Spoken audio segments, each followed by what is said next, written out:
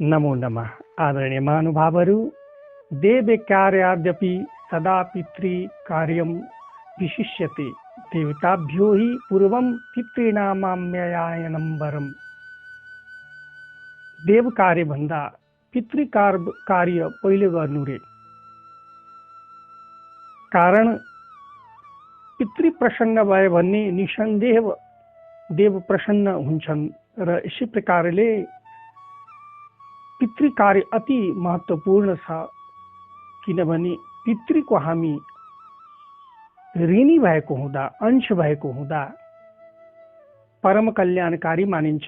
पितृ पूजनलाई यसै प्रकारले पहिले पितृलाई तृप्त गरौँ, त्यसपछि देवलाई तृप्त गर्न सकियो भने जीवनलाई धन्य बनाउन सकिन्छ, शास्त्रहरूमा भनिएको छ। यसै प्रकारले तीर इव वै पितरो मनुष्येभ्यः, अर्थात् पितृ कस्तो हुन्छन् भन्दाखेरिमा पञ्चतत्व पृथ्वी, जल, तेज, वायु, आकाश पृथ्वी तत्व रहित हुन्छन् र उनमा जल, अग्नि र वायवीय शरीर हुन्छ। र यसरी पितृको शरीरलाई हामीले देख्न सक्दैनौँ, तर पितृ सूक्ष्म हुन्छन्। भौतिक शरीर, सूक्ष्म शरीर, कारण शरीर। साह्रै सदकर्म गरियो भने प्राणीले के गर्छ? मुक्तिको प्राप्ति गर्ने गर्छ, हैन? एक थोपा जल सागरमा मिल्ने गर्छ, आत्मा परमात्मामा मिल्ने गर्छ। यसै प्रकारले सूर्यको रश्मि, सानो किरण हामी विभु आत्मा उनी त्यसमा समाहित हुने गर्छ। तर कर्म मानवीय गरियाछ भने मानव शरीर त्यागेपछि पुनर्फेरि मानव शरीर प्राप्ति हुने गर्छ। यसै प्रकारले यदि कर्म पशुवत गरियाछ भने पशुको शरीर भेट्छ र 84 लाख योनिमा भट्किनु पर्छ अनि फेरि मानव शरीर प्राप्त हुन्छ। यसै प्रकारले यदि पशुभन्दा पनि इतर कर्म गरियाछ, त्यो भन्दा पनि घृणित कर्म गरियाछ भने त्यही शरीरलाई कुनै प्रकारको पशुको पनि शरीर भेट्दैन। र त्यस्तै प्राणी विभिन्न प्रकारको नकारात्मक शक्तिको आड लिएर, नकारात्मक शक्ति भएर, नकारात्मक ऊर्जा भएर अतृप्त भएर पीडित भइरहेका हुन्छन् लाखौं हजारौं वर्षसम्म। यस कारणले गर्दाखेरि हामीले सदैव सदकर्म गर्नुपर्छ र सदकर्म मात्रै मानव जातिलाई यो प्राप्ति छ। किनभने मानव जाति कर्मयोगी भएको हुँदा, भोग कर्म योनिमा भएको हुँदा मानवले सदकर्म गरेर आफूलाई माथि उठाउन, देवतुल्य बनाउन सकिन्छ र आफूलाई मुक्त गर्न सकिन्छ, अथवा ईश्वरको प्रेममै सम्मिलित भएर आफूलाई धन्य बनाउन सक्छन्। यस कारणले पितृको शरीर अब पृथ्वी तत्व त हुँदैन।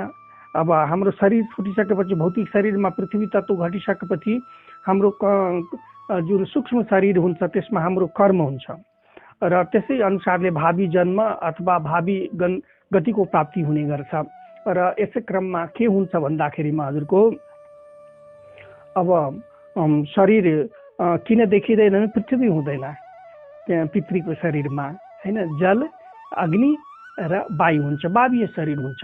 र मनोज वेग, मन जस्तो उनको वेग हुन्छ, जहाँ पनि एक क्षणमा जान सक्छन्। यस कारणले हामीले जब श्राद्धको बेलामा उनलाई सम्झन्छौँ अथवा विभिन्न समयमा सदकर्म गर्ने बेलामा जब उनलाई श्राद्ध गर्ने गर्छौँ र सम्झिने गर्छौँ, त्यति बेला उनको त्यहाँ उपस्थित भइदिने गर्छन् र त्यहाँ उपस्थित स्वरूपलाई हामीले हाम्रो यो भनौँ न आँखाले देख्दैन, तर उहाँहरूको उपस्थिति रहन्छ।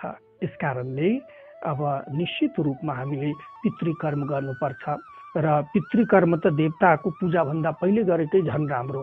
किनभने पितृ प्रसन्न भयो भने देव प्रसन्नताको अर्थ शाश्वत हुन्छ। पितरो वाक्यमिच्छन्ति भावमिच्छन्ति देवताः। पितृको पूजामा के ध्यान दिनुपर्छ भने, जस्तै हामीले अहिले विज्ञानले पनि खोज गरिराखेका छन्। हाम्रो सनातन संस्कृति र ज्ञान र विज्ञानको सम्मिश्रण भएको हुँदा, हैन, सर्वोत्कृष्ट उपलब्धि भएको हुँदा मानव जातिले खोज गर्दै आइराखेका छ र विशेष गरी विज्ञानले अहिले के कुरा खोज गर्न सफल भएका छन् भन्दाखेरि अब जङ्गलमा कुनै रुखको काटेर रुख हेरेर उसले पत्ता लगाइदिन्छ रुखको भित्रको परिस्थिति हेरेर कति सालको बोट छ, कति सालमा पानी पर्यो, कति सालमा डढेरो लाग्यो, सबै कुरा थाहा हुन्छ।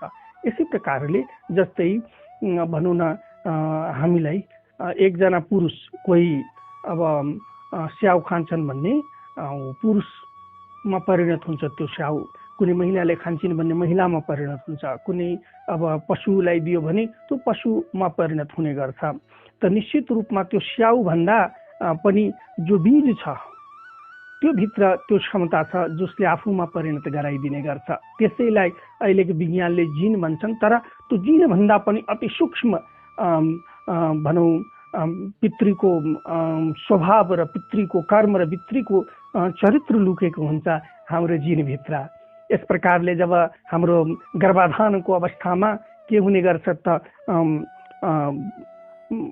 जुन बालक हुन्छ उनको गुण र उनको जिनको सङ्गठन त्यति बेला हुने गर्छ र भौतिक शरीरको संरचना त्यति बेला बन्ने गर्छ।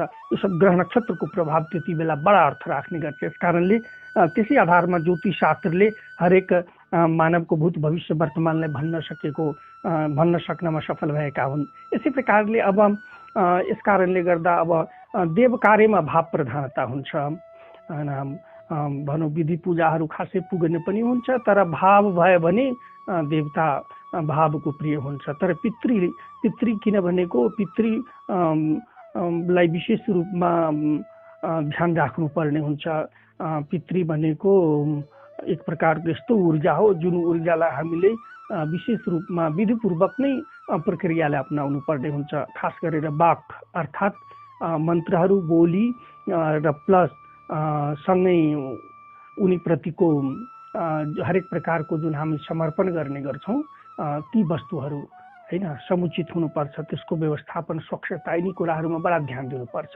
लापरवाही गर्नु हुँदैन, प्रमाद गर्नु हुँदैन र पितृ कार्यमा भनेर स्पष्टै छ। यसै प्रकारले अब विशेष रूपमा पुण्य मनर कात त्राते इति पुत्रः अर्थात् के छ भन्दाखेरि जन्म जन्मान्तरको कर्म बन्धनबाट हैन मुक्ति दिलाउनको लागि सहयोग गर्ने पुत्र अथवा सन्तति भनिन्छ। पुत्री पनि हुन्छ, यसमा दुई मत छैन। र विशेष रूपमा यहाँ त्यो शब्दलाई किन प्रयोग गरेका छ भन्दाखेरिमा त्यो यहाँ पुरुष स्त्री छुट्याएर प्रयोग गरेको होइन। र विशेष रूपमा एक ठाउँमा के अभिव्यक्त गरिएको छ भने सारा वेद उपनिषदलाई अध्ययन गरेर हाम्रा वेदव्यासजीले एक ठाउँमा निचोरमा लेख्नु भएको छ भने यदि तिम्रा पिता र माता एक ठाउँमा उभ्या छन् भने मातालाई पहिले स्मरण गर्नु रे, दर्शन गर्नु रे, किनभने तिम्रा हजुरआमाले पनि हजुरबाको अंशलाई आफूसँग धारण गरिदिएर तिमीलाई यो संसारमा ल्याउनको लागि ठुलो ऋण लगाएका हुन्। यसमा तिम्रो हजुरबा पनि र तिम्रो पिता पनि तिमी पनि हजुरआमा आमाका ऋणी हौ, अर्थात् यसरी सम्मान गरिएको छ हैन। यस कारणले गर्दाखेरि यहाँ कुनै प्रकारको विभेद छैन। र एवं प्रकारले अब जसरी शरीरको जब परिवर्तनको अवस्था हुने गरे भन्छ नि तत्क्षणात् सोऽथ गृह्णाति शरीरम चाहितावाह्यकम अंगुष्ठ परमाणम तु स्वप्राणैरेव निर्मितम। अर्थात् जब शरीर बाट प्राण निस्किने गर्छ त्यो प्राण कस्तो हुन्छ भने अंगुष्ठको माथिको पर्वको बराबर हुन्छ, तर त्यो शरीरलाई हामीले हेर्न सक्दैनौँ, हाम्रो आँखाले देख्न सक्दैन, तर त्यो रूपमा हुन्छ। यसरी स्कन्द पुराणमा भनिएको छ। र यो बडा सारगर्भित विषय हो। हाम्रा ऋषि महर्षिहरू कति सूक्ष्म दृष्टता थिए, कति ज्ञानको उत्कृष्टता थियो हैन। प्रकृतिको रहस्य घरभित्र गएर पनि हैन त्यसको बोध गर्न सक्ने सामर्थ्य थियो। यसै प्रकारले त्यस कारण शरीरले हाम्रो कर्म धारण गरेको हुन्छ। त्यसको आधारमा हाम्रो अन्य जन्म सफल माने गति अगाडि बढेको हुन्छ। यसै प्रकारले अब विशेष रूपमा हामीले यहाँ के ध्यान दिनु पर्यो भने पितृको श्राद्ध गर्नु साह्रै राम्रो मानिन्छ, परम कल्याणकारी मानिन्छ। कारण कि पितृको श्राद्ध गर्नाले पितृ प्रसन्न हुन्छन् हैन। र आयु प्रजाम धनम विद्याम स्वर्णम मोक्षम सुखानि च प्रशन्ति तथा राज्यम पितरः श्राद्ध तर्पिता, मार्कण्डेय पुराणमा भनिएको छ। र पितृलाई प्रसन्न तुल्याएपछि आयु वर्ष, सन्तान वर्ष, धन वर्ष, विद्या वर्ष, स्वर्ण वर्ष, मोक्ष मुक्तिको पनि प्राप्ति हुन्छ। इस प्रकारले राज्यको प्राप्ति हुन्छ, हरेक प्रकारको समृद्धिको प्राप्ति हुने गर्छ जीवनमा। यस कारणले गर्दा पितृलाई प्रसन्न पार्नु अति आवश्यक हुन्छ। तर कस्तो अवस्था छ भने हजुरको, अब हामीले के ध्यान दिनु भने जस्तै हाम्रो 15 दिन भनौँ, एक महीना बराबर पितृको एक अहोरात्र, एक रात एक दिन हुन्छ हाम्रो, एक महीना बराबर। त्यस्तो अवस्थामा कृष्ण पक्ष पितृको दिन उल्टो हुँदो रहेछ हैन। र विशेष रूपमा आश्विन अर्थात् भाद्र शुक्ल पक्ष पूर्णिमादेखि आश्विन कृष्ण पक्ष अमावस्यासम्मको जुन अवधि छ, यसलाई सोह्र श्राद्ध भनिन्छ। उत्तम सोह्र श्राद्ध हो यो। र यस अवस्थामा पितृहरूको दिन हुन्छ र यस अवस्थामा पितृलोकमा एक प्रकारको दिव्य प्रकारको स्फूर्णा आएको हुन्छ, उत्साह भरेको हुन्छ। र आफ्ना सन्ततिहरूले हामीलाई हैन अभिशान गरे कि गरेन, सन्ततिहरूले हामीलाई श्राद्ध गरे कि गरेन भन्ने उनीहरूको बडा जिज्ञासा हुन्छन्। र विशेष रूपमा उनीहरू जब सन्ततिबाट श्राद्ध भएर तृप्त हुन्छन्, असाध्यै प्रसन्न हुन्छन्, अनेक प्रकारको कल्याणको प्रसाद प्रदान गर्छन्, आशीर्वाद प्रदान गर्छन्, सुख सन्तति आरोग्यता दीर्घ जीवनको प्राप्ति हुने गर्छ। तर यसै ठाउँमा यदि पितृ, अब यसमा किन यस्तो अनौठो अवस्था आएको हो भन्दाखेरिमा कस्तो हुन्छ भने, अब हाम्रा सूक्ष्म द्रष्टा ऋषि महर्षिहरूले हजारौँ हजार वर्षसम्म बोध गरेका विषय के हो भन्दाखेरिमा, जब हाम्रो भौतिक शरीर परिवर्तन हुने गर्छ त त्यति बेला 6 दिनसम्म जुन पिण्डदान दिन्छ, त्यति बेलाको देवताहरू र प्रेतादिलाई सान्त्वनाको लागि दिन्छ। 10 दिनमा 10 वटा जुन पिण्डदान दिइन्छ, त्यो उनको ऊर्जा बढाउँछ हैन। तर त्यो उनको पहिलो यात्रा हो पितृको। र त्यस यात्राबाट जब प्रारम्भ हुन्छ यात्रा, तब उनलाई अब मार्गमा, पितृ मार्गमा अझ अनेक प्रकारको उनलाई ऊर्जाको आवश्यकता पर्छ। त्यति बेलामा यिनै अब भनौँ पितृकर्महरूबाट, पिण्डहरूबाट, श्राद्धहरूबाट पितृलाई ऊर्जा प्राप्ति हुने गर्छ। र यदि त्यो पितृले प्राप्त गर्यो भने उनलाई साह्रै राम्रो हुने, पितृलाई पनि एकदम उत्साह र उमङ्ग आनन्द रहने। तर त्यो ऊर्जा प्रदान गरिएको छैन भने पितृ पनि दुखी हुने, पीडित हुने हुन्छन्, क्लेशमा हुन्छन्। र त्यसपछि त बडा कठिन हुने गर्छ। कसरी कठिन हुने गर्छ? श्राद्धम न कुरुते मोहात तस्य रक्तम पिबन्ति ते।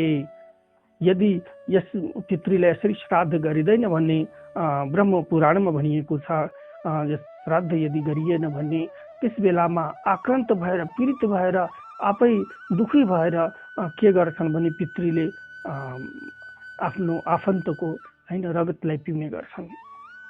यसै प्रकारले त्यसको प्रकोप स्वरूप विभिन्न प्रकारको भनिन्छ भने पितरस्य तस्य श्रापम दत्वा प्रशन्ति च। नागरखण्डमा भनिएको छ, पितृ अप्रसन्न भएर श्राप दिएर जान्छन्। र त्यसो भयो भने त्यही परिवारमा सुख समृद्धि आएको हुँदैन, जति मेहनत गरे पनि शान्ति भएको हुँदैन। त्यसै परिवारमा सन्तानहरू जन्मिएका हुँदैनन्, अल्पायु हुन्छन्, रङ बिरङका गम्भीर रोग र कष्टहरूको घर बनिदिने गर्छन्। यस कारणले हरेक स्थितिमा पनि पितृ र दैव दुईटैको आराधना गर्नुपर्छ। किनभने हाम्रो जीवन एउटा पद्धतिमा जोडिएको छ। उपरवालाले अर्थात् ब्रह्मले, ईश्वरले जब डिभाइन पावरले सृष्टि सञ्चालन गरे, रचना गरे, तब उनले अनन्त ऊर्जा स्रोत बनाएर त्यसरी शक्ति स्रोत बनाएर ती शक्ति स्रोतहरू आफ्ना आफ्ना सिद्धान्तमा हेरिरहेका छन्। यसकारणले पितृ र दैव यी दुईटाको विशेष प्रभाव हाम्रो जीवनमा हुने हुँदा, हाम्रो हरेक प्रकारको उत्थानमा हुने हुँदा यस पक्षलाई हामीले विशेष रूपमा ध्यान दिनुपर्छ। यसै प्रकारले अब विशेष रूपमा यसरी भनिएछ, इवं ओदनं निदधे ब्रह्मणेषु विस्तारिणं लोकजीतं स्वर्गम, अथर्ववेदमा भनिएको छ। अब हेर्नुहोस् कतिको माने स्पष्ट अब शास्त्रले अब यसमा के गरिदियो भने स्वर्ण अक्षरले स्पष्ट पारिदियो कि वेद अपरिसीम ग्रन्थ र वेदले अर्थात् ऋषि मुनिहरूको सर्वोच्च ज्ञानले के उपलब्धि दर्शाइदियो भन्दाखेरिमा अभिषेक माने त यो श्राद्ध दिँदाखेरि हैन, पिण्डदान दिँदाखेरि जुन प्रकारको अन्न पितृलाई दान दिइराखेका छौँ ब्राह्मणको माध्यमले अथवा हैन पितृलाई दिइराखेका छौँ, त्यसले के गर्छ भने त्यो पोषण होस् पितृको पनि र हरेक प्रकारको त्यो अन्नमा कस्तो क्षमता हुने गर्छ भने पितृलाई पनि तार्छ, पितृलाई पनि तार्छ। पितृलाई किनभने पितृ जब प्रसन्न हुन्छन्, उनलाई सद्प्रभावको आशिष बल हुन्छ, त्यति बेला उनी मुक्त हुन्छन् र कल्याणको भागी बन्छन् र हामीलाई पनि कल्याण हुन्छ, आशिष प्राप्ति हुने गर्छ। यसकारणले यहाँ स्पष्ट यो यिनको महत्त्वलाई दर्शाइएको छ। यसै प्रकारले अब विशेष रूपमा अब हामीले के ध्यान दिनुपर्छ भन्दाखेरिमा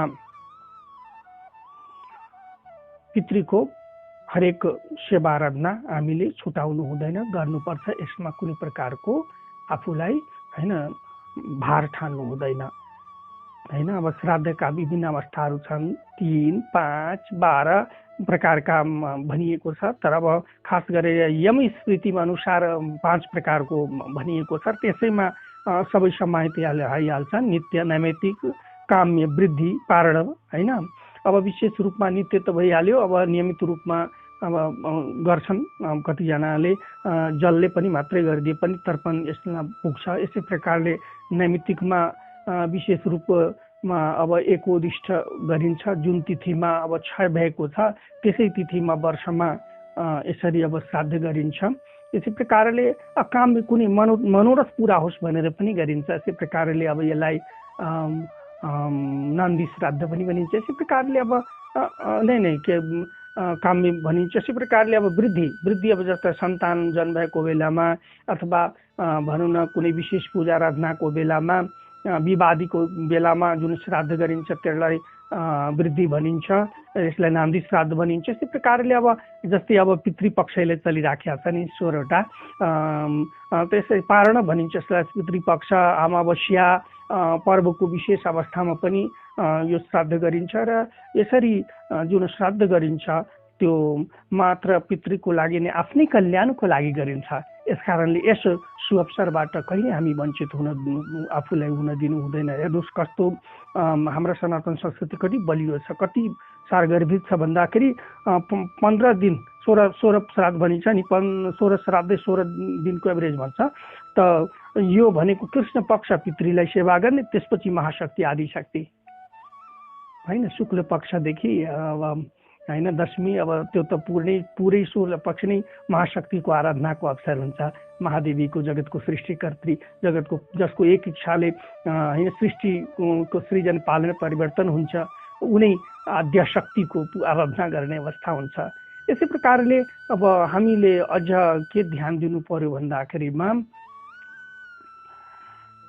श्राद्ध बडा विधानपूर्वक गर्नुपर्छ र एकदमै प्रसन्नपूर्वक गर्नुपर्छ। एवं विधानत श्राद्धम कुर्यात स्व विभोचितम हैन, एकदमै श्रद्धापूर्वक श्राद्धलाई गरेर पितृलाई सन्तुष्ट पार्नुपर्छ। आ ब्रह्मास्तम्भ पर्यायतम जगत प्रीणाति मानवः।